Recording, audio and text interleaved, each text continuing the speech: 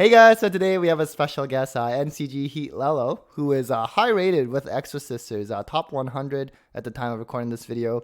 So maybe I'll just get you to introduce yourself and maybe why you're playing Exosisters. Yeah, hi, I'm NCG HeatLello on DB, Alberto Tocanne in real life. And I used to play Floowandereeze through all this format, but I get kind of annoyed. So I decided to switch to another shifter deck that was Exosister. I decided to play Exosister because it has a great matchup against the T0 deck of this format. That's Tearlaments Shizu. I pretty never lose, I think, a match against that deck. It's kind of crazy. And also, it's still a good deck that has a lot of flag spot for playing hand traps against Spright or other um, meta decks like Floowandereeze. And so that's the reason why I decided to play Exosister, and it is going kind of good.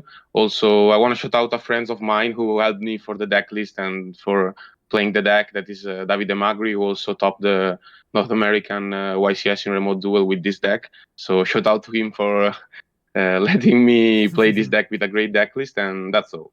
Awesome, awesome. Well, maybe we'll just get right into the deck list. I guess we'll just start with the hand traps. We have the three Ash, the three Exo Shifters, the three Yeah. Veilers, and the three Imperms. I think pretty solid hand trap choice. Anything else you were considering? Yeah, no, are the most solid and usable entrap against all the decks, and I think, in my opinion, that Veiler and Shifter do not struggle because against the deck that you want to use Shifter, you kind of just win by him, so you don't need to use Veiler too. But if you need to use Veiler, you can easily go for Shifter Chainlink 1 and then Veiler Chainlink 2, so you Hmm. can also negate the monster and put your opponent under Shifter. But so, in my opinion, they do not struggle so much. So these end traps are kind of perfect for this format, and I never think of cutting them or adding them, add some. So it's good like that. And can this deck run Bestials at all, or no? Does it conflict with anything? Yeah, the bestial conflict with the Martha mechanics because Martha need to have an empty field or Mm. only Xyz monster, and also I don't think that. They are kind of needed because they don't have any other interaction in the deck. They are dragon. They didn't search for some other cards other than bestial monster, and they don't let you use Martha. So Mm. kind of struggle with the mechanic of the deck, and the other end traps are kind of good, so you don't need others. Awesome. Okay, great. No, that makes sense. I guess moving on to the Exo Sisters, we have the three Martha, the three Stella, the three Sophia, the three Ellis, and the one Irene. Is that standard ratios for the most Uh, part? I don't know. I think that some people are playing like two Sophia or like two Stella, but in my opinion, I have to maximize the number of useful Exorcister. There are Martha, that is the starter of the deck. You want to start every game with this card, and also Stella and Sophia works very good together because Stella summons Sophia. Sophia is a +1, and three Elis are needed for Martha because Martha only brings from the deck Elis, and Irene is kind of the useless one, but for Vadis effect, you need another couple to summon from the deck. So I'm playing just one because I hope to not draw it and to summon it only for Vadis. Makes sense. And then this one's pretty interesting. I don't think I've seen this. Zora, the Magus of Flame. So what does this do, and what's it for?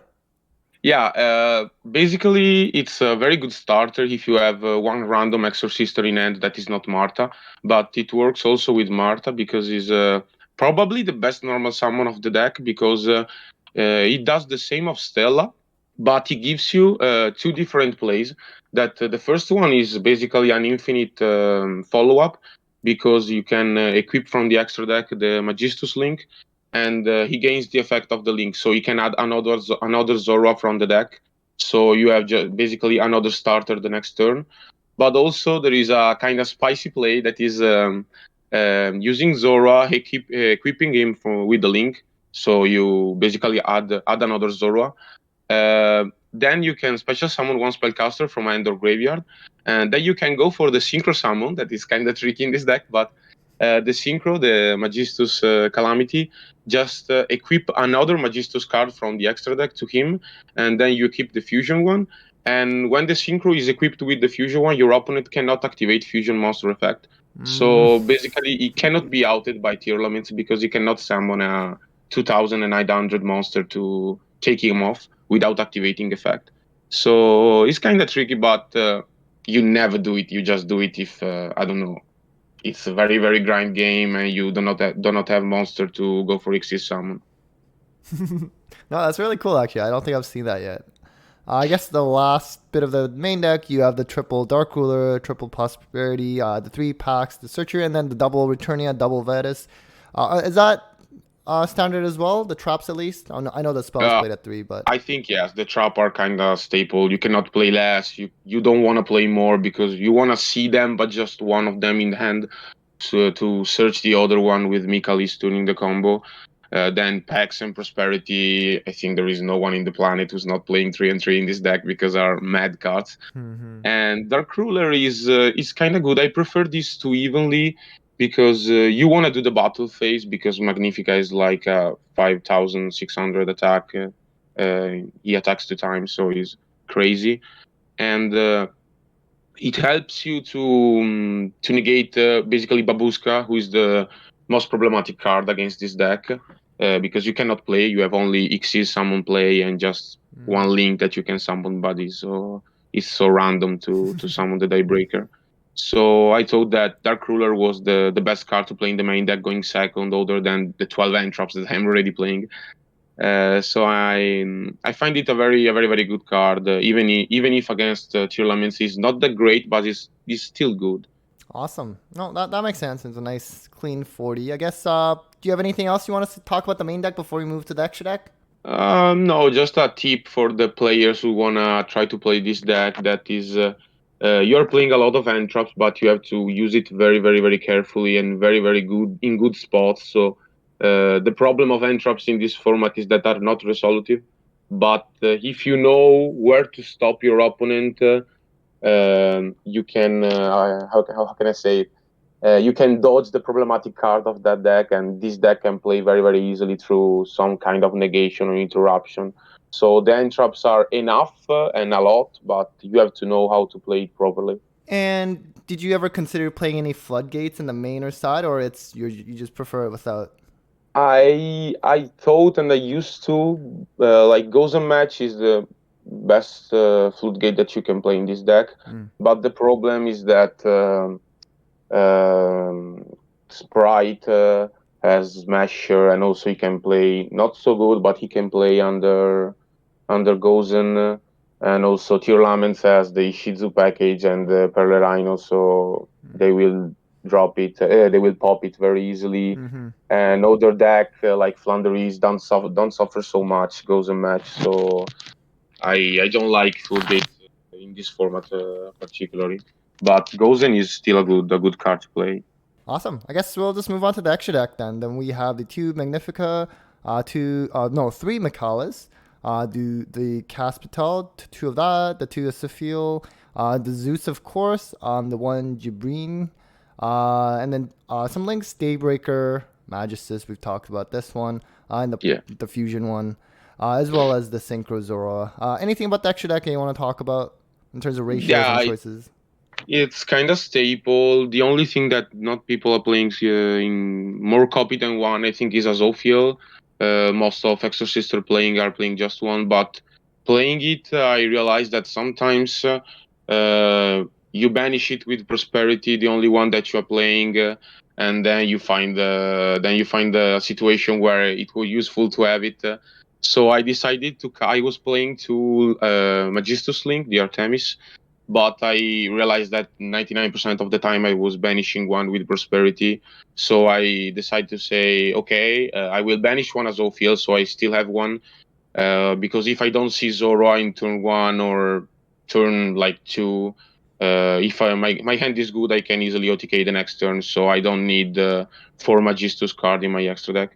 And I decided to cut for this reason one Artemis to play the second Azophiel that in grind game can be useful, not only for his Dweller effect on his summon, but also because he can bounce one card, so it's helpful while you are trying to clean all the board to OTK with Magnifica to have even the second one if you don't banish it. So this is probably the only strange things that there is in my extra deck.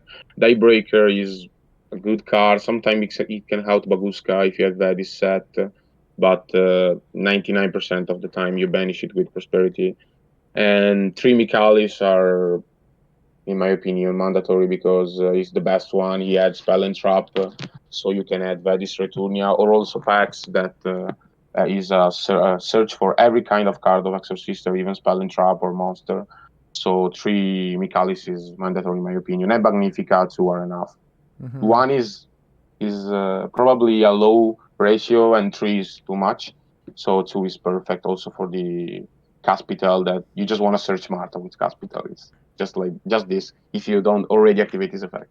Right. No, no, that makes perfect sense. So I guess lastly to the side, we do have the three Nib, Double Cyclone, one Feather Duster, one Necrovalley, one Zombie World, and the one Metaverse, triple evenly, and the Solemn Judgment. How are you liking Nibiru in this format? Yeah, I'm mad at this card at this moment. It's true that Tearlaments has Root Kalos, Flounder does not suffer it, and Spright has Red, though also the Gigantic play. But you have so many entraps that can stop those cards. Like for Gigantic, you have Hash, Impermanence, and Veiler. You also have this, except for Ash, you also have Veiler and Impermanence for Red. So you can play a two-card combo with Nibiru one entrap to clean all the board. So also for Tearlaments, if he doesn't do Root Kalos at the fifth summon, you have this Nibiru dropping from the hand that is cleaning everything, and it's still a 3k attack to out something that he can still put back on the field. So I'm like loving it this format, really loving it, and I really suggest this card also in other decks, not only in uh, Exorcister. Is kind of mad because people every time, as every format, people at some point forget that this card exists, and when they forget that Nibiru exists, and don't play around it, you easily win a game that you will probably lose just because you have him in your hand. It's mad. And also the back row removal are pretty staple. I never want to play a deck that does not have it in the side deck because you can every time find some rogue decks or just Flounder. Even against Tearlaments, like Duster is good because he has Perlorino, Crime, Saliek, and Cosmic 2, and you just die by cards like Crime or a single pop of Perlorino. And then the field spell package is kind of spicy. I like it. You does not suffer Necroval. It's true that you will never trigger your Exorcister monster because cards are not moved from the graveyard. But at the same time, if you activate this against Tearlaments, you do not play, so it's still good. Then Zombie War for Flounder, that is probably the worst matchup of the deck. If you do not play, if you do not draw through hand traps, you cannot win against Flounder because statue is too much. You have only one single monster in your main deck that can out it, and it's normal summon Marta. You do not have and Zora.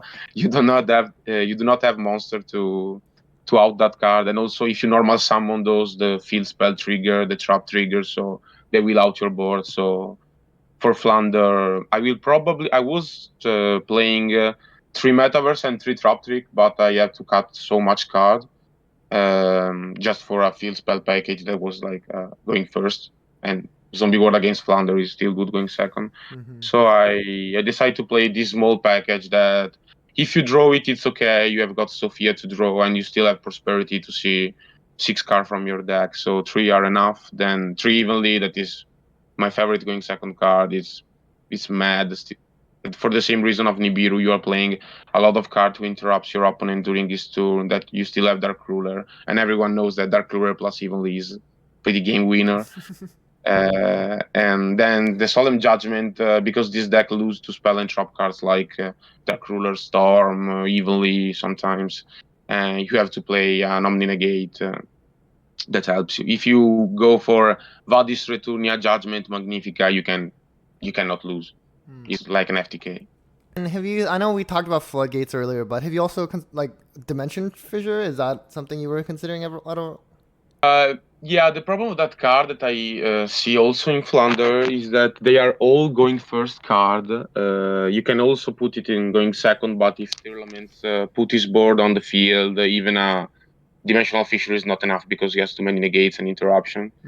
And I wanted to play hand traps for to say okay, these are really good going second, but it's still really good cards going first. If I draw them, it's not bad.